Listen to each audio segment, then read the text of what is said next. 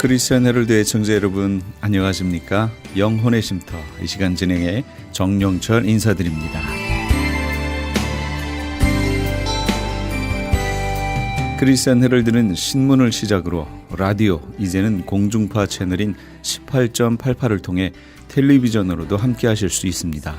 이 시간에 방송되는 모든 목사님들의 설교를 인터넷 웹사이트 chtv1888.org를 통해 다시 들으실 수 있습니다. 하루를 귀한 말씀과 찬양으로 마감하시는 시간 되시기 바랍니다.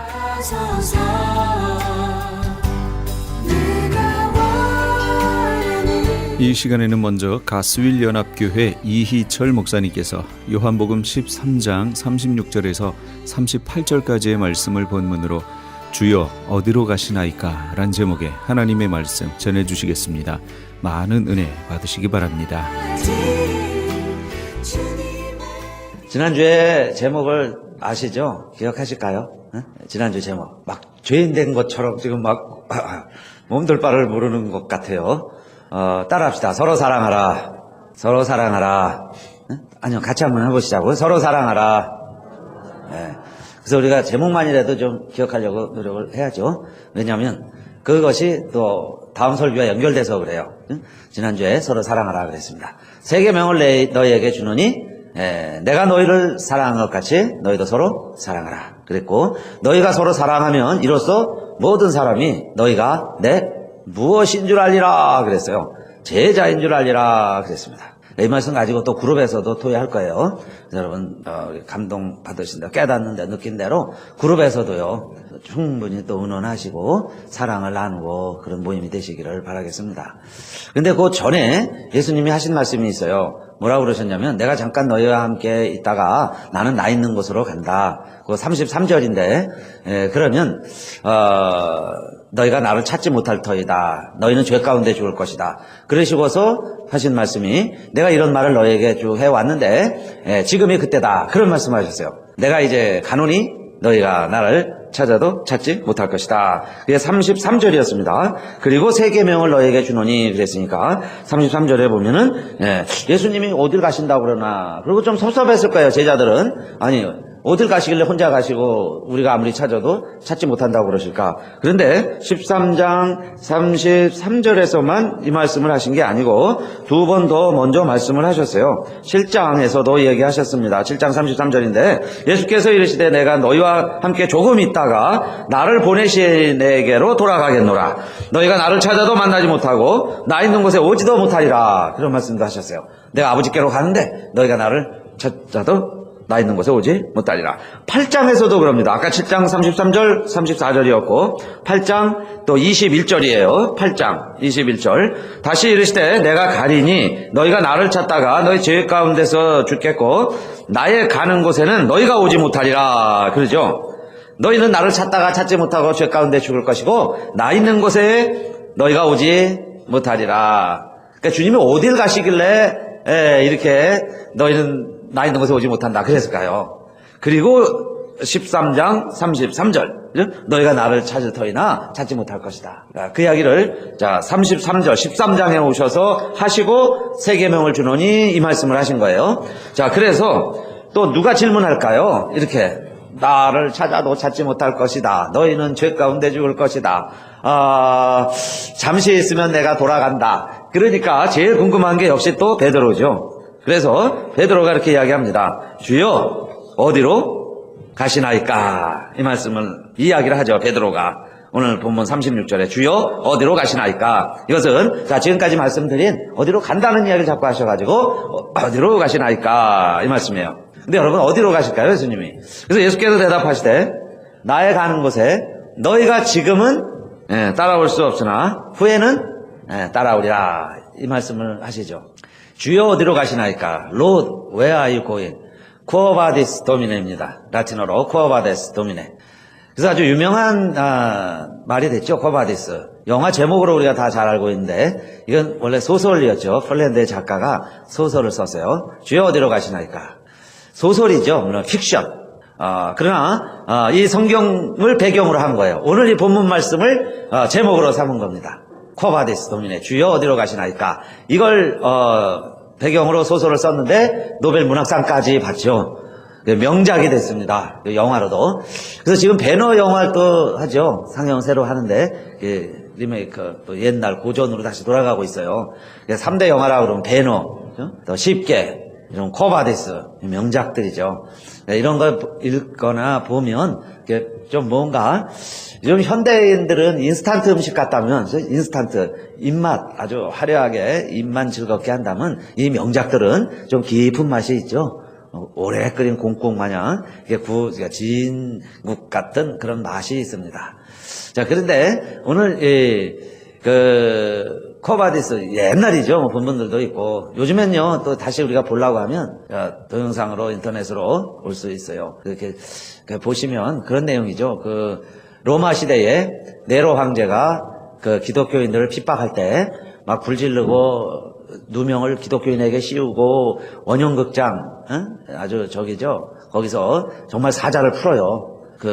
기독교인들을요 원형극장 안에다가 세워놓고 거기다 몰아놓고 굶주린 사자들을요 풀어놔요. 그러면 로마 시민들이 거기서요 술 마시고 자기들끼리 인조이하면서 파티하면서 실제로 기독교인들이 사자의 밥이 되는 것, 피를 흘리고 막 비명을 지르고 죽어가는 것을 보면서 지들이 막 인조이하는 거죠. 실제 영화 한편 그렇게 죽어가는데 교인들이 베드로에게 이렇게 이야기합니다. 베드로도 지금 숨어서 복음을 전하고 있는데 베드로 사도에게 당신은 빨리 여기서 몸을 피하는 게 좋겠습니다. 당신 한 사람의 목숨이 아니라 당신이 죽으면 이 교회가 전체가 혼란과 어려움에 빠지게 되니까 피하십시오. 그래서 베드로가 고민하다가 사실 로마를 피신해서 도망가는 중이죠. 밤새 이제 도망을 가는데 새벽이 된 거예요. 그래서 햇살이 갑자기 쫙 비치는데 내가 해를 보라보는 순간에 그 햇살 안에 예수님이 계신 거예요.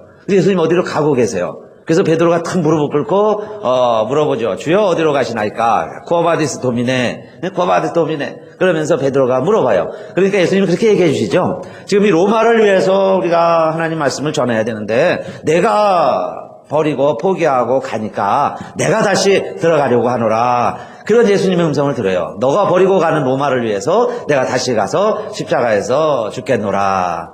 야, 베드로가 말을 문이 막혔죠. 충격에 빠져서 있다가 결국 일어나서 다시 로마를 향하여 들어가죠. 그리고는 로마에서 순교해요. 십자가를 지죠. 그런데 그렇게 얘기했다고 그래요. 예수님이 십자가에서 돌아가셨는데 나 같은 죄인이 어떻게 십자가에서 당당히 죽을 수 있느냐. 나를 거꾸로 매달아 주시오. 그렇게 요청을 해서 피가 물려서 머리에 피가 다 물리는 더 고통스럽겠죠. 그래서 십자가에서 장렬하게 죽게 됩니다.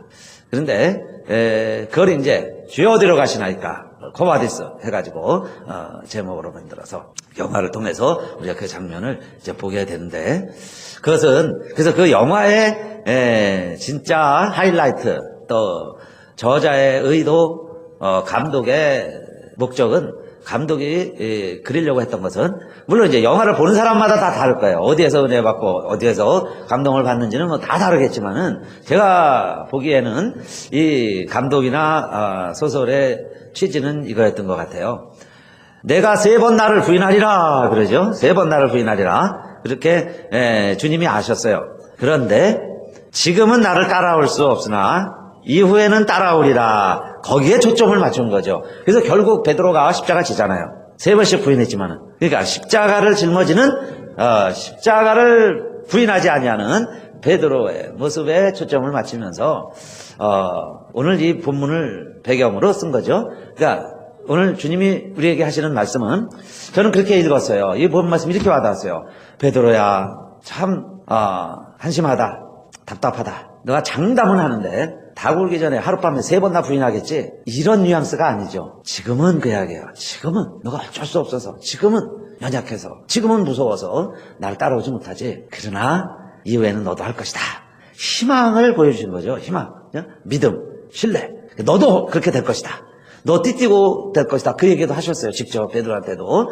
지금은 너 내 마음대로 다니지. 그냥 조금 있으면 너 원치 않는 대로 사람들 끌고 다닐 것이다. 그 이야기도 하신 거 보면 자 베드로가 어떻게 죽을 걸 다 아시고 이 말씀을 해주셨는데 그렇게 와닿는 거죠. 그러니까 이 작가도 그런 관점에서 본 거예요. 그 베드로가 결국은 십자가 질 것이다. 그 길을 포기하지 않을 것이다. 나의 가는 길을 너가 따라올 것이다. 여기에 초점을 맞춰서 그렇게 소설을 쓰고 영화를 만들었는데 정말 베드로가 그 길을 가죠. 그리고 그 베드로가 그 죽은 것을 기념해서 그곳에 성당을 세웠는데 그게 조그만 성당이었는데 1500년경에 대성당을 지었죠. 그게요 지금까지 있는 바티칸 대성당입니다. 세계에서 제일 큰 성전, 제일 큰 교회가 됐어요. 물론 중세까지는 교회 중추적인 역할을 하는 거죠. 지금 우리 개혁교회는 뭐 이제 캐톨릭하고 좀 달라져서 그렇게 뭐 대성당을 크게 보진 않는데, 물론 여러분요 얼마나 의미가 있어요. 베드로가 부인하고 갔는데 결국 예수님 뜻을 따라서 십자가를 짊어지더니 그 터 위에 교회가 세워진 거예요. 그 성전 안에 진짜 베드로의 관과 유해도 있다고 그러죠. 그러니까 그 터 위에 교회가 세워진 거예요. 그러니까 주님이 세우시려고 하는 목적도 사실 하나님 나라를 이루려고 이스라엘 오셨다가 하나님 우편에 가셨죠. 그래서 이 땅에 세워지는 게 뭐냐? 교회죠. 근데 정말 그 교회의 머리가 되고 교회의 기초가 되고 정말 교회의 모델 같은 바티칸 성당을 베드로의 순교지 위에 사람들이 세웠다 하는 것을 보면 베드로는 역시 주님의 수제자다. 그 사명을 저버리지 않았어요. 주님의 기대를 저버리지 아니한 제자다. 그 이야기예요. 근데 오늘 본문에서는 그런 제자도 뭐예요? 지금은 그 이야기예요. 지금은 3번씩 부인하고, 그것도요 무슨 총칼 앞에서 부인했다면야 또 이해가 되겠죠. 그 남정네가. 그러나 어린 소녀 앞에서도 3번씩 부인합니다. 주님 말씀대로. 그게 뭐예요? 그게 우리의 모습이죠. 그게 연약한 겁니다. 그런 연약한 사람이 무슨 십자가, 뭐 복음, 세계 평화, 뭐 세계 선교 어림도 없죠. 오늘 우리들에게도 우리가 무슨 그런 일을 할 수 있겠어요. 그러니까 지금은 오합지졸 같고 뭐 뭘 하겠습니까? 그렇게 보일 것 같아도 그 이야기예요. 이후에는 따라오리라. 할렐루야. 우리 교회도 이후에는 할 수 있다. 그게 주님이 우리를 봐주시는 시각이에요. 이후에는 하리라. 그렇죠? 언젠가는 하리라. 이후에는 알리라. 그런 말씀도 하셨죠. 근데 이번에는 이제 이후에는 따라오리라 그랬어요. 그게 주님이 가시는 길이었습니다. 어디 가십니까? 죽으러 가는 거예요. 그죠? 나의 가는 길, 죽는 길이죠. 십자가의 길이었습니다. 죽을 때 못 따라왔죠. 그러나 이후에는 따라오리라. 베드로가 그렇게 갔습니다. 그래서 여러분, 우리도 사실 예수 믿는다는 건 죽는 길이죠. 십자가의 길이에요. 그러나 지금 우리가 죽지 않아서 이렇게 살아 있습니다. 그래서 갈등이 생기는 거죠. 번민이 있고 하나님 나라가 완전히 이루어지질 않고 자꾸 세상 반 하나님 반, 육신의 정욕과 성령의 소욕 항상 같이 있어요. 그러나 지금 그렇게 살지 못할지라도 이후에는 따라오리라. 그게 주님 말씀이에요. 주님의 기대감입니다. 오늘 여러분, 베드로가 주님을 실망시키지 않았듯이 저와 여러분도 정말 주님의 기대대로 사시기를, 기대가 이루어지시기를 주님의 이름으로 축원합니다. 또 주님 가신 길이 무슨 길이냐? 두 번째는 사랑의 길이라고 말할 수 있어요. 주님의 길은 사랑의 길입니다. 어디로 가십니까? 뭘 하십니까? 끝까지 사랑하는 것을 우리에게 보여주셨고 그 길을 가는 겁니다. 오늘 똑같은 본문을 누가복음은 좀 더 이렇게 확장해서 표현되어 있어요. 그러니까 요한복음이 더 축약을 한 거죠. 누가복음이 더 자세하다면 자세한 누가복음엔 이렇게 되어 있습니다. 누가복음 22장 31절. 시몬아 시몬아 보라 사단이 밀 까부르듯 하려고 너희를 청구하였으나, 요 말이 더 들어가 있는 거예요. 시몬 베드로에게. 나 부인할 때 이 말 전에 이런 얘기도 하시는 거예요. 사탄이 지금 너를 넘어뜨리려고 하고 있구나. 주님이 딱 보시는 거예요. 그 주변에요 사탄들이 탁 포위를 해가지고 베드로를 막 넘어뜨리려고 그러는 게 주님 눈에는 보이는 거죠. 그러니까 32절에 그러나 내가 너를 위하여 내 믿음이 떨어지지 않기를 기도하였노니, 그게 뭐예요? 베드로가 믿음이 있으면 사탄 유혹 어림도 없습니다. 그런데 믿음이 떨어지면요, 여기서 한 대 치면 여기서 맞고, 저기서 한 대 치면 저기서 맞고, 발로 걷어차면 넘어지고, 그죠? 그렇게 패할 수밖에 없어요. 그러니까 베드로에게 내 믿음이 떨어지지 않기를 우리 주님이 이렇게 기도해 주셨고, 그 다음에 이렇게 말씀해 주세요. 너는 돌이킨 후에 내 형제를 굳게 하라. 베드로에게 이제 알려주시죠. 분명히 다시 회개하고 돌아오고, 다시 주의 길을 베드로가 되리라는 걸 믿고, 그 다음에 너가 그렇게 된 후에는 내 형제를 돌아보아라. 내 형제들도 그리고 또 믿음이 없어서 흔들리고 사탄에게 치이고 또 쓰러지고 실족하고 그러는 주변에 형제들이 있을 텐데 그런 형제들을 너가 베드로야 내가 굳게 해주어라 그 이야기예요. 그러니까 베드로가 이렇게 얘기합니다. 주여 그러겠습니다. 제가 주님과 함께라면 감옥에도 가고 죽는 데까지 나아가겠습니다. 거기 누가복음에는 감옥 간다는 이야기까지 나와요. 그리고 내가 주님 따라갈게요. 그랬더니 이 얘기하죠. 아니야 베드로야 오늘 밤에 내가 나를 3번이나 부인하리라 그래요. 그것도 그렇게 말하는 거죠. 지금은 오늘 밤은 3번 나를 부인하겠지만 그러나 베드로야 너도 다시 일어나서 내가 다시 깨닫게 되거든. 내가 나를 사랑하는 것처럼 내 양을 치라. 내 양들을 사랑을 해라. 그걸 또 보여주는 거죠. 사랑을 해라. 오늘 밤은 부인할 거야. 비약해요. 그러니까 자기를 3번씩이나 부인하는 제자에 대해서도 주님은 끝까지 사랑하시는 거죠. 그날 밤에 배신하러 밥 먹고 가는 가룟 유다의 발까지 씻어주신 거죠. 그러니까 주님 어디로 가시나니까 그 길은 뭐예요? 사랑하는 거예요. 사랑의 길을 가시는 거예요. 그러나 이후에는 알리라 그 말씀이죠. 너희도 이후에는 따라오리라 그랬어요. 이후에는 따라오게 될 것이며 그러나 지금은 하지 못할 것이다. 비약해요. 그래서 여러분 사랑도 그래서 사랑은 바울이 그렇게 얘기했죠. 우리 안에 사랑하는 마음이 있으면 제일 먼저 무슨 열매가 맺히느냐. 사랑은 오래 참고 이렇게 시작하죠. 모든 것을 참으며 모든 것을 견디느니라. 오래 참아요. 오래 참는데 오래 참다 보면 모든 것을 참는 거예요. 모든 것을 참아줄 수 있어요. 누가 그렇게 하느냐? 사랑은 그랬습니다. 사랑하니까. 그러니까 주님이 가시는 길도요. 오래 참으셨을 뿐만 아니라 모든 것을 참아주시는 사랑이죠. 그 참고 그 길을 가시는 거예요. 그리고 우리들에게 또 부탁하시는 거죠. 그래서 부활하신 주님이 베드로를 만나서 뭐라고 그러세요? 예수님 진짜 살아나셨습니다. 그리고 지금 베드로는 다시 옛날로 돌아가서 고기 잡고 있어요. 그럼 베드로 만났을 때 참 기대가 되죠. 야, 스승과 제자가 만났는데 스승을 3번씩이나 부인한 제자를 만나면 스승이 뭐라고 그럴까? 그럴 때 주님이 하신 게 오늘 우리 요한복음인데 마지막 장에 가면 이제 나오죠. 시몬의 아들 요한아. 그러니까 옛날 이름을 불러주는 거죠. 옛날 부르던 이름을 불러가면서 내가 나를 사랑하느냐 그게 물어봐요. 그런데 베드로가요 옛날 같으면 뭐라고 그럴까요? 주님 제가 사랑합니다. 제일 많이 사랑합니다. 막 큰 소리는 저 아닙니까? 제가 제일 많이 사랑하죠.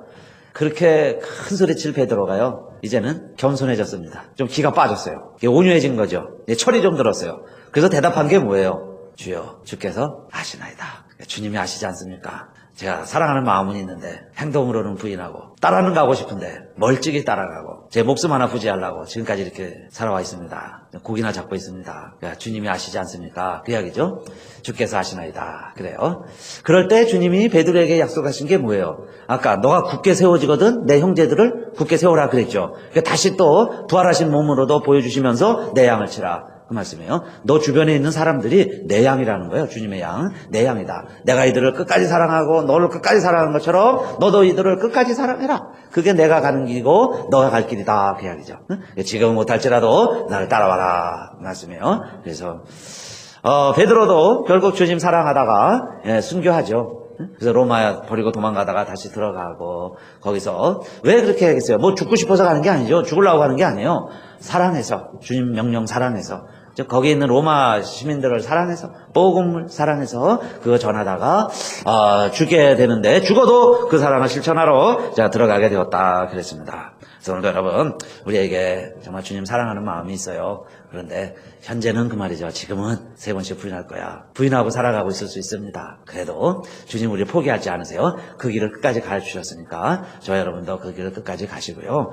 지난주의 말씀처럼 우리가 서로 사랑하면 이로써 모든 사람이 너희가 뭐가 된다 그랬어요. 내 제자인 줄 알리라. 주님 따라간다는 게 뭐예요? 제자가 되는 거죠. 그러니까 제자가 된다는 건 주님 닮는 거죠. 그러니까 주님 닮는 길이 뭐예요? 사랑하는 거예요. 서로 사랑하면 그때 제자가 되는 거죠. 제자 훈련 6단계를 마치고 무슨 훈련을 받고 그러면 사람들이 제자라고 그러는 게 아니고 서로 사랑하면 그랬어요. 그래서 두 번째 주님 가신 길은 사랑의 길이고 우리가 서로 사랑하면 우리가 주님의 제자가 된다. 지금은 못할지라도 이후에는 따라오리라.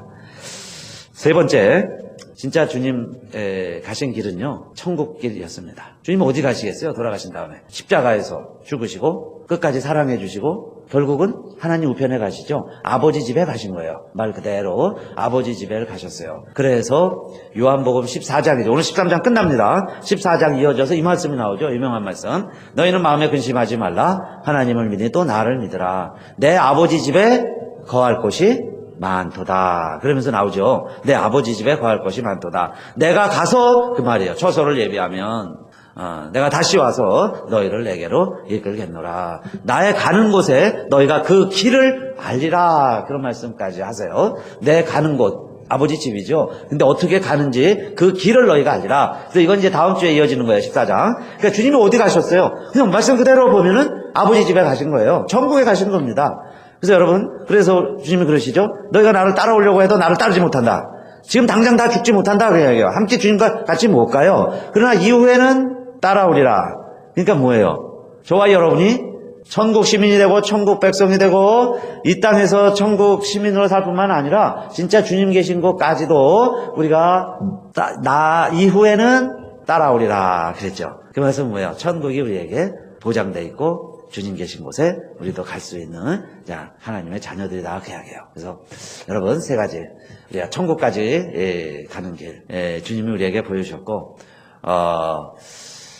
주님의 제자들이 예수님도 12명 3년 동안 그렇게 훈련시키셨는데 뭐 한 명은 가룟 유다가 되고 11명은 다 도망갔지만은 그러나 주님 계실 때는 다 도망갔어요. 그러나 후에는 알리라 또 후에는 따라오리라 그러셨는데 정말 이 사도 요한 빼고는 한 사람은 하나님이 오랫동안 살려주시죠. 그 어머니 잘 봉양하라고. 그러니까 한 명 빼고 10명은 다 순교합니다. 다 십자가 져요. 그거 보면은 주님의 믿음과 신뢰가 역시 맞는 거죠. 그러니까 사람은요 믿어주는 대로 사는 거예요. 믿어주는 대로 돼요. 목회도 저는 그런 마음으로 하려고 노력하고 있고 우리 사랑하는 성도님들도 여러분요 믿어주면 믿어주는 대로 삽니다. 거꾸로도 마찬가지예요. 내가 의심하면요 그 사람 의심하는 짓 해요. 그렇죠? 그러나 믿어주면 믿는 대로 합니다. 그게 지금 우리 사는 세대에서도 통하리라 믿으시고 이후에는 지금은요 소망이 안 보여요. 그래도 믿어주는 게 믿음이죠. 믿음은 바라는 것들의 실상이고 보지 못하는 것들의 증거니까. 오늘 여러분 그래서 정말 주님의 제자가 다 되시기를 제자의 길을 함께 걸어가시기를 주님의 이름으로 축원합니다. 사랑은 오래 참고 모든 것을 견디며 모든 것을 참는다 그랬는데 고리텐붐이라는 여사가 그 알프스의 그 산골에서 살면서 거기는 이제 기차를 타도요 산과 산사이를 막 다니죠. 지금도 뭐 유럽 여행하면 스위스 지역에 그죠 그런 기차 한번 타보면 정말 장관이죠.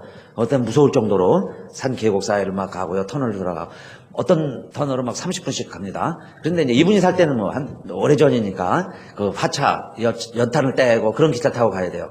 그럼 옛날 기차들은 연기가 이제 나는데 이게 터널에 들어가면은 기차 안으로 연기가 들어오죠.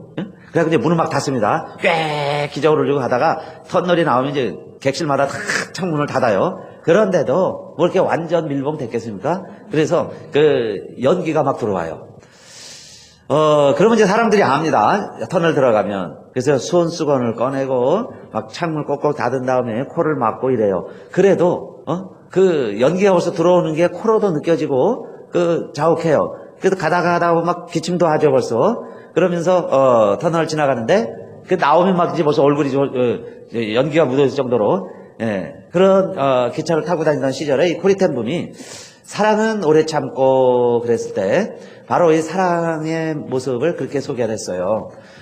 기차 터널을 통과할 때와 같다. 그러면요 거기 아무리 힘들고 어렵다고 기차표를 찢어버리고 여기 연기 나서 못 살겠다고 기차 밖으로 뛰어내리고 그런 사람 없죠. 5분만 더 가면 밝고 깨끗한 세상이 나올 것이다. 그걸 믿고 전부 손수건을 꺼내서 코를 막고 재치기를 하면서도 그래 5분만 더 가보자. 5분만 더 가보자. 그리고서는 기차 안에 있죠. 그게 사랑이다. 그게 인내다. 그랬어요. 기차 안에 있으면서 밝은 때가 올 것을 코를 막아가면서 기침을 해가면서 견뎌내는 것. 그게 사랑이다. 그게 오래 참는 사랑이다. 그랬어요. 그래서 여러분 때로는요 터널 통과할 때가 있습니다. 사실은 터널을 통과해 봐야 이 사람이 믿음의 사람인지 아닌지 알 수 있죠. 비가 오고 바람이 불고 창수가 나봐야 모래 위에 세웠는지 반석 위에 세웠는지 구분이 된다. 예수님 말씀이에요. 그죠? 어려운 때를 한번 지나봐야 돼요. 겨울을 지나봐야 합니다. 터널을 통과해 봐야죠. 오늘 여러분 그 통과할 때 우리는 뭐가 돼야 되겠어요? 때로는 가룟 유다나 베드로처럼 우리 그런 모습이 우리 모습이지만 주님은 그렇게 말씀하셨습니다. 이전에는 알지 못했어요. 그러나 이후에는 알리라. 지금은 너희가 따라올 수 없으나 이후에는 따라오리라 그랬는데 정말 주님 따라가는 제자가 다 되시기를 주님의 이름으로 축원합니다. 지금까지 가스윌연합교회 이희철 목사님께서 말씀 전해주셨습니다. 가스윌연합교회는 예배와 교제, 제자, 사역 그리고 전도를 통해 하나님의 뜻을 이루어드리는 것을 사명으로 삼고 있습니다. 가스윌연합교회는 904 이스트 드라이브 스트리트 온타리오에 위치하고 있습니다. 전화번호는 909지역 983-0994 909지역 983-0994번입니다. 아니 당신 미장원 다녀왔어? 헤어스타일이 확 바뀌었네. 홈쇼핑월드 차홍 고데기로 마술을 부렸지. 홈쇼핑월드 차홍 고데기. 차홍 허니앤비 샴푸로 머리 감으면서 차홍 헤어두피 마사지를 쓰면 머릿결이 너무너무 부드러워지고 한 움큼씩 빠지던 머리카락도 눈에 띄게 덜 빠져. 차홍 고데기 너무 좋아. 그럼 그 웨이브 머리도 당연하죠. 3, 4분이면 이렇게 풍성한 웨이브 머리를 만들 수 있다고요. 너무 이쁘다. 어디서 샀어? 홈쇼핑월드. 가격 만족, 품질 만족, 행복한 쇼핑. 활가와 웨스턴 홈쇼핑 월드. LA 한인타운에 있는 프레이즈 교회에서는 매주 주일 오후 2시에 요한계시록 2차 강해가 10월 말까지 진행됩니다. 이방 교회와 대체 신학으로 인해 가려진 이스라엘과는 어떠한 관계가 있는가? 우리가 왜 이스라엘을 알아야 하는가? 이스라엘을 통해 약속하신 하나님의 시간표는 어떻게 되는가 등 말세를 사는 우리들이 지켜보고 준비해야 하는 것들이 무엇이 있는지를 함께 고민하고 나누는 시간이 될 것입니다. 요한계시록 강의를 듣기 원하시는 성도님들은 2668 웨스트 피코 블루버드 피코와 켄모어가 만나는 곳에 있는 프레이즈 교회로 오시거나 전화 213-700-9833 213-700-9833번으로 문의하시기 바랍니다.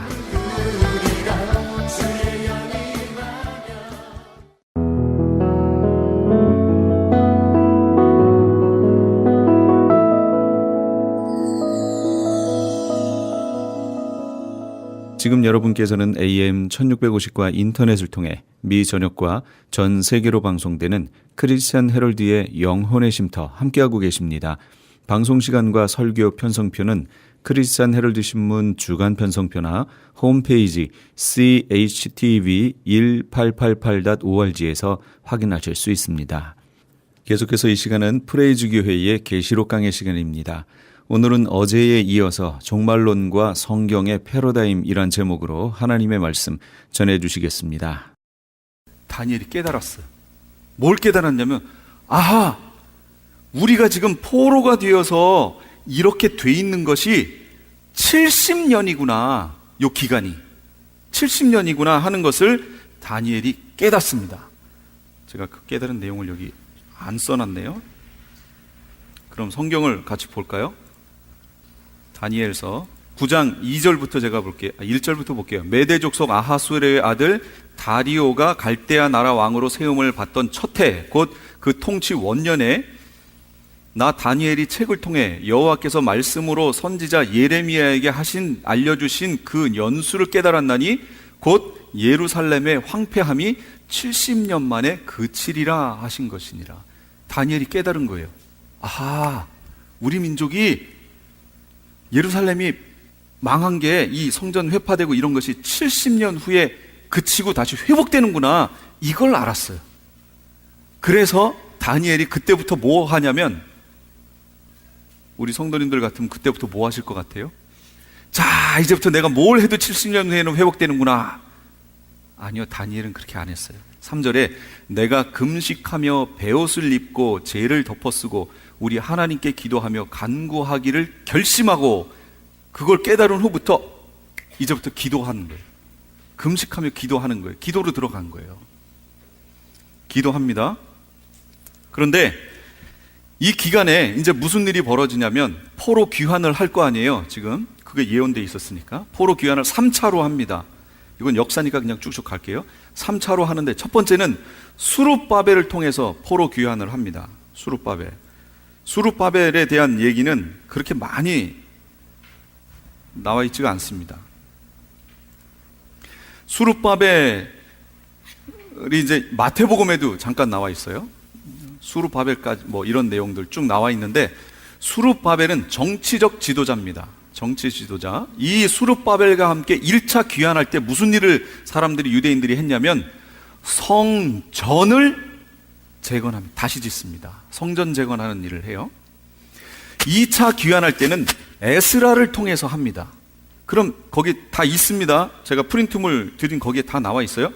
에스라를 통해서는 뭘 하냐면 말씀 회복 운동을 합니다. 말씀을 찾아낸 거예요. 읽습니다. 그 다음에 세 번째, 느헤미야를 통해서 옵니다. 3차 귀환이니까 느헤미야를 통해 오는데, 느헤미야를 통해서는 뭘 하냐면 성벽을 재건합니다. 그래서 이 느헤미야는 와서 몸에 무기를 가지고 성벽 재건을 하죠. 예, 산발랏하고 뭐 이 도비야 이 사람들이 막 치려고 그러니까 준비하면서 재건을 하잖아요. 언제든지 전쟁할 수 있는 상태로 만들어 놓고, 자, 이렇게 합니다. 그래서 결국 성전이, 예루살렘 성벽까지 완공이 돼요. 요거를 제2성전이라고 부르는 거예요. 제1성전은 뭐예요? 그렇죠, 솔로몬 성전. 근데 이거 완전히 회파됐잖아요. 이 수룹바벨에 의해서 와서 성전이 재건됐기 때문에 이 성전을 수룹바벨 성전이라고 부르고요, 이걸 제2성전이라고 부릅니다. 그런데 이 성전이 언제 모양이 더 의리의리하게 바뀌냐면, 예수님 이제 태어나시기 한 15년 전인가, 곧 16년 전인가, 그때쯤에 헤롯은 유대인이 아니에요. 그런데 이 헤롯이 이 유대 땅을 다스리는 분봉왕의 위치로 옵니다. 이방인이에요. 근데 이방인이 유대 땅에 와서 정치를 하려니까 누구의 협조가 필요해요? 유대인들의 협조가 필요하잖아요. 그래서 유대인들의 마음을 사기 위해서 유대인들을 가만 관찰해 보니까 이 사람들은 성전이 제일이에요. 성전. 근데 수룹바벨 성전이 포로 귀환해서 만든 거라 의리의리할까요? 초라할까요? 초라해요. 돈도 없고요, 아무것도 없는 상태에서 그냥 초라하게 만들어 놓은 거예요. 그러니까 이 헤롯이 내가 너희를 위해서 성전을 지어주겠다 하고 그 수룹바벨 성전을 어마어마하게 높이 올려냅니다. 이게 15층인가래요, 높이가. 그러니까 대단하죠. 이렇게 짓는데 유대인들이 보니까, 아니, 이방인이 자기네 성전을 짓는 거 아니에요. 그러니까 유대인들 입장에서는 자존심 상하지요.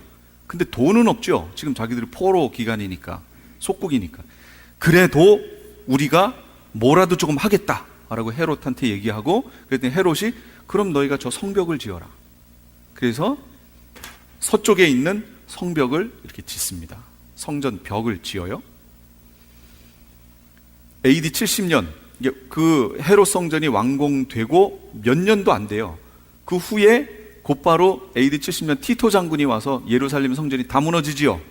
그 무너질 때 다 무너졌는데 유대인들이 십시일반으로 모아서 만든 그 벽 있죠. 벽만 남았어요. 그게 지금 무슨 벽이에요? 예, 그게 통곡의 벽이에요. 그거만 남았어요. 헤롯이 지은 건 완전히 돌이 돌 하나 남지도 않고 다 거기에 금 갖다 집어넣어 놨잖아요. 다 긁어가느라고. 다 무너집니다. 수룹바벨 성전이 헤롯에 의해서 더 큰 증축이 됩니다. 그래서 이거를 제3성전이라고 안 부르고 그냥 제2성전이라고 불러요. 그래서 제2성전은 이름이 두 개예요. 수룹바벨 성전 또는 헤롯 성전, 이렇게 부릅니다. 헤롯 성전 하면 헤롯이 증축한 큰 성전을 얘기하는 거고, 수룹바벨 성전 그러면 포로 귀환을 해서 그 유대인들이 보잘것없게 지어놨던 그 성전을 얘기하는 거예요. 그게 2성전이에요. 근데 성경을 잘 보시면 제3성전이 세워질 듯 하지요. 예. 그래서 그걸 제3성전 이렇게 부르는 겁니다. 이름은 없어요. 그냥 3성전이에요. 그래서 김종철 감독이 지금 3성전 영화, 다큐멘터리 영화 만들어서 많이들 보셨죠? 보신 분 계신가요? 안 계세요? 보셨죠? 저는 못 봤습니다. 보고 싶어요. 여기 한번 더 오시라고 그렇게 연락을 해서 보실 분들 계시면 같이 모아서 한번 또 보고 싶어요. 진짜죠? 예. 저희도 모아서 한번 봐야겠습니다. 자, 이렇게 되는데 그 와중에 이제 무슨 일이 있나 보세요. 다니엘이 그렇게 막 기도합니다. 그리고 성전이 재건되고 하는 그 과정에 하나님이 어떤 말씀을 다니엘에게 주시냐면, 금식하며 기도했잖아요. 지금 기도하고 있는 중간에 거기 교재 6페이지에 있습니다. 다니엘 9장 25절 26절 25절 26절 24절부터 볼게요. 여기 앞에 제가 성경을 펴놨습니다. 가브리엘 천사장이 와서 이렇게 다니엘에게 얘기를 해줍니다. 네 백성과 너의 거룩한 성을 위해서, 이게 무슨 성일까요? 그렇죠, 예루살렘 성이지요. 너의 백성과 예루살렘 성을 위해서 70일에 70일에로 기한을 정하였나니 허물이 그치며 죄가 끝나며 죄악이 용서되며 영원한 의가 드러나며 환상과 예언이 응하며 또 지극히 거룩한 이가 기름 부음을 받으리라. 그러므로 너는 깨달아 알아라. 예루살렘을 중건하라 라는 영이 날 때부터 기름 부음을 받은 자 곧 왕이 일어나기까지 7일에와 62일에가 지날 것이고, 그 곤란한 동안에 성이 중건되어 광장과 거리가 세워질 것이며, 그 다음 62일의 후에 기름 부음을 받은 자가 끊어져 없어질 것이며, 장차 한 왕의 백성이 와서 그 성읍과 성소를 무너뜨리려니와 그의 마지막은 홍수의 휩쓸림 같을 것이며, 또 끝까지 전쟁이 있으리니 황폐할 것이 작정되었느니라. 그가 장차 많은 사람들과 더불어 한 이레 동안의 언약을 굳게 맺고, 그가 그 이레의 절반에 제사와 예물을 금지할 것이며, 또 포악하여 가증한 것이 날개를 의지하여 설 것이며, 또 이미 정한 종말까지 진노가 황폐하게 하는 자에게 쏟아지리라 하였느니라 하니라. 이렇게 얘기했어요. 앞으로 미래에 되어질 일을 이 다니엘에게 예언을 해준 거예요. 이 예언을 우리가 뭐라고 얘기하냐면 70일의 예언이라고 얘기합니다. 70일에. 이 70일에 대해서는 이 뒷부분, 성경의 파노라마 뒷부분에 가서 자세하게 설명할게요. 여기서 자세하게 하면 이게 한없이 길어지니까 여기는 흐름만 이렇게 잡는 그 수준으로 가겠습니다. 70일에라고 하는 기간을 정했다라고 얘기하십니다. 그런데 이 70일에라는 것이 어떻게 흘러가냐면 나눠놨어요. 7일에 먼저, 그 다음에 62일에가 지나고 그 다음에 한 일에 이렇게 지나간다는 거예요. 그래서 7, 62, 1 이렇게 분류를 해놨어요. 그리고 그 각각의 기간 동안에 무슨 일이 있을 것이다 라는 것을 여기다 예언을 해놓은 거예요. 근데 이걸 누구에게 예언해 놓은 거냐면, 다시 올라가 볼까요? 24장에 너의 백성과, 이거 누구를 얘기하는 거예요? 이스라엘. 그 다음에 너의 거룩한 성 예루살렘 성을 위해서 70일에로 기한을 정했어요. 기한을 정했어요. 이 부분이 대단히 중요합니다. 우리가 아까 무천년설 얘기했었죠. 무천년. 지금이 무천년, 천년 기간이다 라는 얘기를 많이 들었잖아요. 이 신학은 뭐 때문에 나오게 된 거냐면 대체 신학이라고 하는 것 때문에 나온 겁니다. 대체. 뭘 대체했어요? 이스라엘 대신, 성경에 이스라엘이란 말이 얼마나 많이 나와요. 이스라엘 대신 우리가 영적인 이스라엘이다 라고 대체를 해버렸어요. 이 신학이 나올 때쯤에는, 처음 태동에서 나올 때쯤 이스라엘은 이미 없어졌거든요. AD 70년 티토 장군이 와서 이스라엘은 없어져 버렸잖아요. 완전히 그 땅에 이스라엘 사람들이, 유대인들이 한 명도 살 수 없게 만들어 놓고요, 예루살렘이란 이름도 없애버리고 다른 이름으로 바꿔버렸어요. 그리고 유대인들은 전 세계로 다 흩어져 버렸어요. 그러니까 이스라엘은 완전히 공중분해돼서 없어졌죠. 그때의 신학이 이거는 나중에 이제 대체 신학에 대해서는 따로 하겠습니다. 그때 이스라엘이 없잖아요, 지금. 그럼 이스라엘 자꾸 얘기 성경에 나오는데 이걸 어떻게 해석해야 돼요? 그러니까 우리 이방인들, 이방 크리스찬들이 저 이스라엘이라고 하는 이름을 영적인 이스라엘로 가져와 버린 거예요. 그리고 우리가 이스라엘이다 라고 하고 성경에 있는 모든 내용을 이스라엘 나오면 내 걸로 해서 다 바꿔버린 거예요. 요걸 대체 신학이라고 얘기합니다. 그 관점에서 나온 것이 바로 언약신학, 성취신학이라고 하는 거예요. 그게 개혁주의, 칼빈주의가 그겁니다. 그러니까 그 밑에서 성경을 보면 무천년으로 가게 되는 거예요. 왜? 이스라엘이 없잖아요. 없으니까 여기다 집어넣을 일이 없죠. 그러니까 그냥 가는 거예요. 그래서 무천년이 돼버리는 거예요. 그러나 분명히 다니엘에게 뭐라고 말씀하셨냐면 네 백성. 그럼 누구예요? 다니엘 너의 백성이면 누군 거예요? 이스라엘. 여러분이 다니엘 백성이에요? 아니죠. 다니엘 너의 백성. 그리고 너의 그 거룩한 성. 그 성이 뭐예요? 예루살렘. 여러분 예루살렘에 사세요? 아니잖아요. 그 성을 위해서 71회로 기한을 딱 정했다는 거예요. 71회로. 그럼 이 71회가 끝나면 어떻게 될까요? 끝나면 그 다음 단계에 하나님이 말씀하시는 어떤 때가 진행되는 거예요. 그게 뭐냐? 그게 메시아 왕국인 거예요. 그 후부터 메시아 왕국이 진행돼요. 그러니까 이 땅에서 예수님 재림하시기 전까지 이 땅의 끝은 어디냐면 71회인 거예요. 딱 기한이 정해졌어요. 그게 차면 끝나요.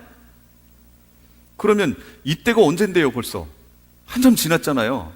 그리고 이래라는 말은 이걸 계속 설명하면 또 71회를 설명하게 되니까 여기서 넘어갈게요. 이따 뒤에 있어요. 그때 가서 더 자세하게 하도록 하겠습니다. 그런데 여기서 주의하셔야 될 게 하나가 있어요. 27절 말씀이에요. 그가 장차 많은 사람들과 더불어 한 이래 동안의 언약을 굳게 맺고 그가 그 이래의 절반에 이렇게 나와요. 장차라는 말이 나옵니다. 이 내용을 잘 한번 26절에서 27절을 한번 잘 읽어보세요. 제가 다시 읽어볼게요. 26절이에요.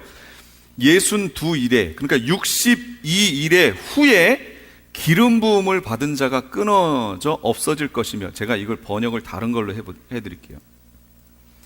62일에 후에 메시아가 끊어질 터이나 자기를 위한 것이 아니라 장차 임할 통치자의 백성이 그 도시와 그 성소를 파괴하려니와 이렇게 나왔어요.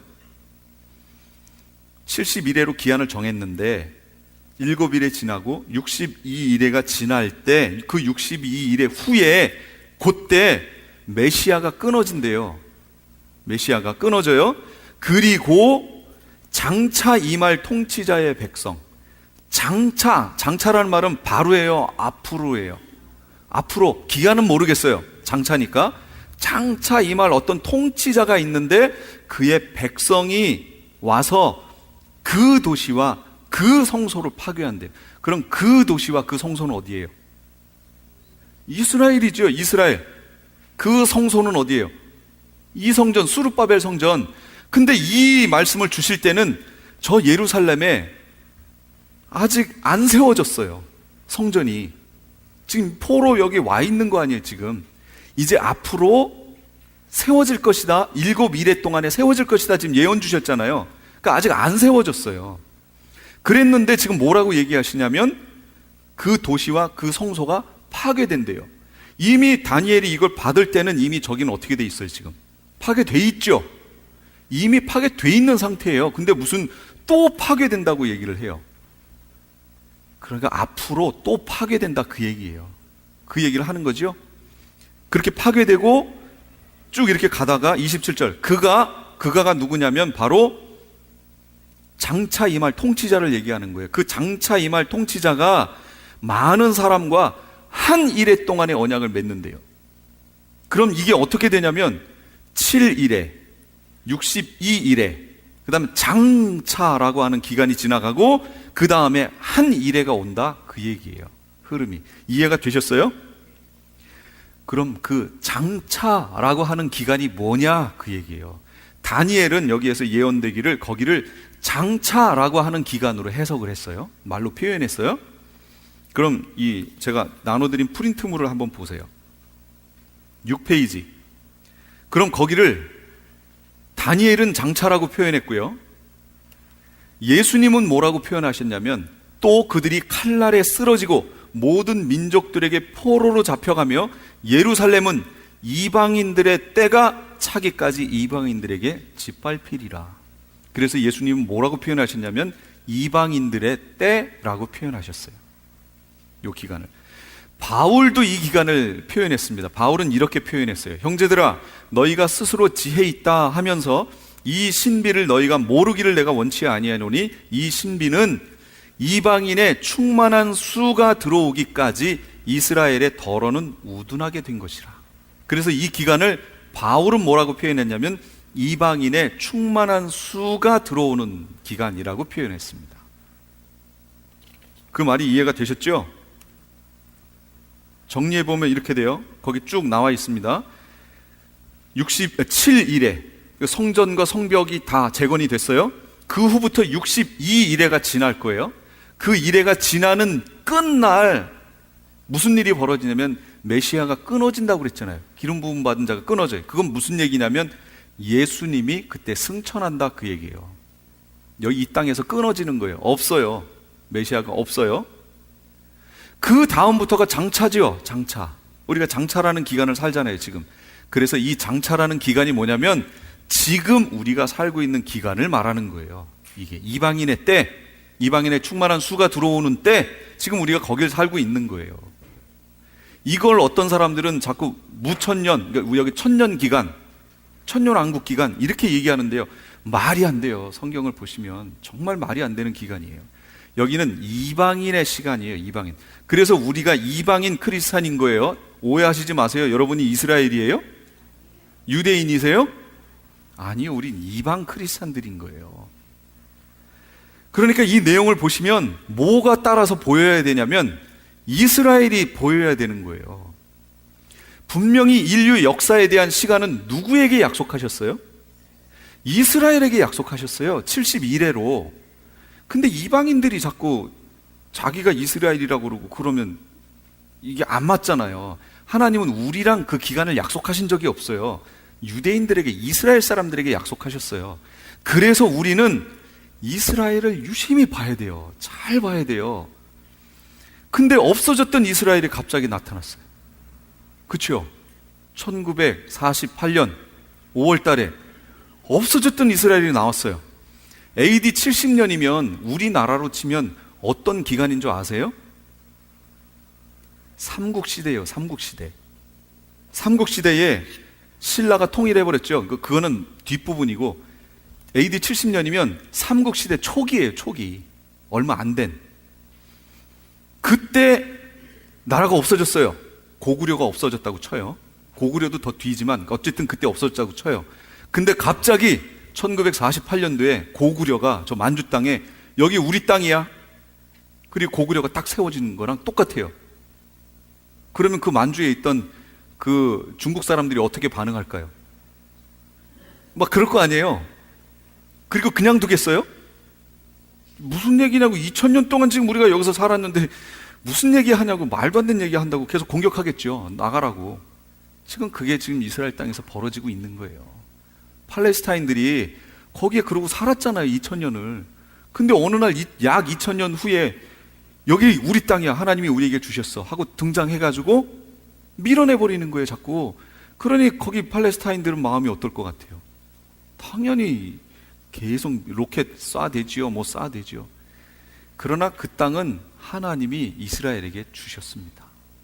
주셨어요. 마지막 한 일에 남았잖아요. 이 일회가 지나가면 끝나는데 그 시간표를 진행시키기 위해서는 이스라엘이 살아 있어야 되죠. 그러니까 이스라엘을 그 누구도 생각할 수 없는 방법으로 이스라엘을 어느 날 갑자기 딱 만들어버린 거예요. 인류 역사에 없는 일이죠. 그래서 이스라엘을 잘 보셔야 됩니다. 이제 이스라엘이 살아났어요. 무화과 나무가 다 잘린 것 같았는데 거기서 싹이 나기 시작했어요. 그러더니 어떻게 될 것 같아요? 그 이스라엘이 이거 뒤에 이제 나올 거예요. 이제 그때 제가 앞질러 가려고 하는 막 마음이 급하니까 막 미리미리 막 나와버려요. 차근차근 갈게요. 하여튼 우리가 지금 장차라고 하는 이방인의 때를 지금 살고 있는 겁니다. 이 기간이 그 기간이에요. 이렇게 가다가 무슨 일이 벌어지냐면 그 다음에 한 이레라고 하는 것이 도래합니다. 요게 7년 환란이라는 거예요. 있어요. 여기 기간이 있어요. 그 다음에 7년 환란이라고 하는 요 기간도요, 다니엘서에 잘 말이 나왔습니다. 아까 27절 거기 프린트물을 보세요. 프린트물을 보시면 6페이지 맨 밑에 그림 10 밑에 있습니다. 다니엘 9장 26, 27 여기 같이 한번 읽어볼까요? 시작. 62일의 후에 메시아가 끊어질 터이나 자기를 위한 것은 아니니라. 장차 임할 통치자의 백성이 그 도시와 그 성소를 파괴하려니와 그것의 끝에는 홍수가 있을 것이며 또 그 전쟁이 끝날 때까지 황폐하게 하는 것이 작정되었느니라. 계속이요. 그가 장차 많은 사람들과 더불어 한 이레 동안의 언약을 굳게 맺고 그가 그 이레의 절반에 제사와 예물을 금지할 것이며 또 포악하여 가증한 것이 날개를 의지하여 설 것이며 또 이미 정한 종말까지 진노가 황폐하게 하는 자에게 쏟아지리라 하였느니라 하니라. 장차 이 기간이 지난 다음에 뭐가 있어요? 한 이레가 있죠. 한 이레가 펼쳐집니다. 그런데 그 한 이레가 펼쳐질 때 어떤 일이 벌어지냐면 27절에 여기 그가는 제가 표현을 할게요. 적그리스도 말하는 거예요. 적그리스도가 장차 많은 사람들과 더불어 한 이레 동안의 언약을 굳게 맺고 그가 한 이레가 진행되는 거예요. 그러니까 무슨 언약이냐면 평화 언약입니다. 평화 언약이에요. 제3성전 세워지고 이러는 바람에 중동하고 난리가 날 거거든요. 이제 전쟁 벌어지거든요. 근데 갑자기 적그리스도가 누군가가 등장을 합니다. 어떤 정치적 인물이 등장해서 이걸 자꾸 교황이라고 얘기하는데 교황 아니에요. 정치적 인물이 등장합니다. 제가 말했죠? 정치적 인물이 등장합니다. 이 인물이 등장해서 그 성전 세우는 거라든지 이런 이 중동 지역에서 벌어진 그 전쟁을 중재하고 나옵니다. 그러면서 이스라엘 편에 서서 이스라엘이 유리한 쪽으로 모든 것을 바로잡아 가면서 평화를 약속합니다. 이렇게. 그러니까 이스라엘 사람들 입장에서 봤을 때 이 사람 누구예요? 누구랑 비슷하죠? 메시아랑 비슷해요. 그래서 이스라엘 사람들이 초기에는요, 전3년반 기간 동안에는 그 적그리스도를 메시아로 착각합니다. 착각하고 그 사람을 봐요. 그런데 여기 성경을 또 보세요. 27절 한 이레 동안의 언약을 굳게 맺고 그가 그 이레의 절반의 제사와 예물을 금지할 것이며, 이 말이 나와요. 전 3년반이 지나고 나서 후 3년반이 시작되려고 하니까 적그리스도가 본색을 드러내요. 왜 본색을 드러냈는지 이거는 이제 계시록 봐야 나와요. 거기에 빙의되는 영이 달라져요. 그건 이제 계시록 봐야 나옵니다. 이 후 3년반이 시작되면서 본색이 드러나면서 제사와 예물을 끊어버립니다. 그럼 잘 보세요. 제사와 예물은 어디서 하는 거예요? 성전에서 하지요. 그럼 지금 저 예루살렘에 성전이 있어요, 없어요?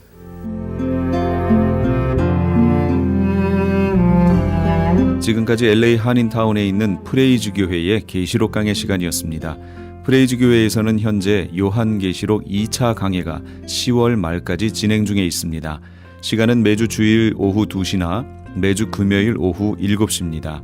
요한계시록 강해를 듣기 원하시는 성도님들은 2668 웨스트 피커 블루버드, 피커와 켄모어가 만나는 곳에 있는 프레이즈 교회로 오시거나 전화 213-700-9833 213지역 700-9833번으로 문의하시기 바랍니다.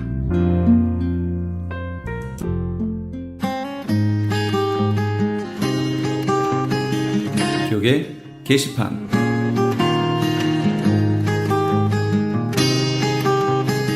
여술은 기독학교에서 9학년에서 12학년까지 고등학생을 모집합니다.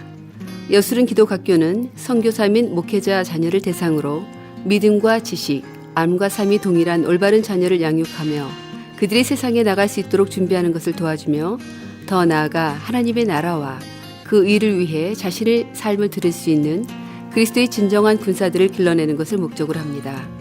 지원 자격과 전형 방법 및 문의사항은 크리스찬 헤럴드 홈페이지 CHTV1888.org를 참조하시기 바랍니다.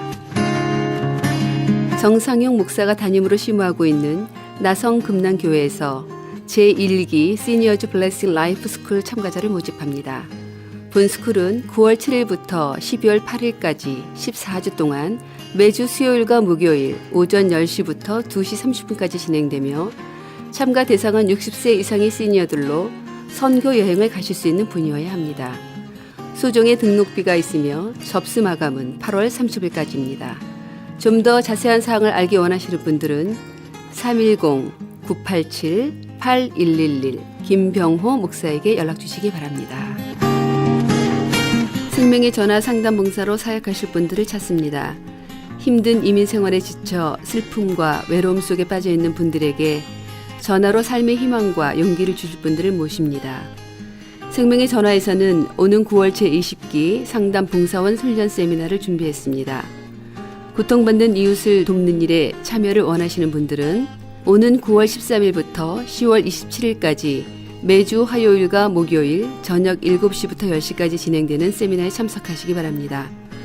모집 인원은 선착순 30명이며 약간의 참가비가 있습니다. 자세한 내용은 생명의 전화 213-480-0691 213-480-0691으로 문의하시기 바랍니다. LA 한인타운에 있는 프레이즈 교회에서 매주 주일 오후 2시와 매주 금요일 오후 7시에 요한계시록 2차 강해가 10월 말까지 진행됩니다. 이방 교회와 대체신앙으로 인해 가려진 이스라엘과는 어떤 관계가 있는가? 우리가 왜 이스라엘을 알아야 하는가? 이스라엘을 통해 약속하신 하나님의 시간표는 어떻게 되는가 등 말세를 사는 우리들이 지켜보고 준비해야 하는 것들이 무엇이있는지를 함께 고민하고 나눠보는 시간이 될 것입니다. 요한계시록 강의를 듣기 원하시는 성도님들은 2668 웨스트 피코 블루바드 피코와 캔무어가 만나는 곳에 있는 프레이즈 교회로 오시거나 전화 213-700-9833으로 문의하시기 바랍니다.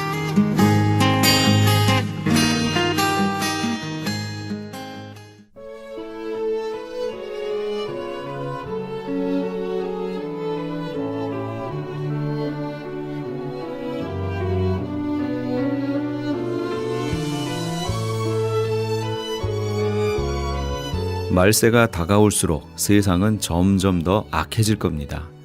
예수님께서는 그분을 따르는 제자들을 향해 너희는 빛이다 라고 말씀하셨습니다. 밝은 대낮엔 빛이 있기 때문에 다른 빛이 필요 없습니다. 빛은 어두운 밤에 필요합니다. 이 세상이 날로 어두워지고 있습니다. 어두움이 깊으면 깊을수록 아무리 작은 불빛도 환하게 빛을 발할 수 있습니다. 작은 자로부터 큰 자까지 점점 어두워가는 이 세상에서 빛의 역할을 잘 감당해야겠습니다. 우선 나는 빛인가 나 자신부터 돌아보시는 이 밤이 되시면 어떨까요? 지금까지 크리스천 헤럴드 방송에서 보내드린 영혼의 쉼터의 정영철이었습니다. 고맙습니다.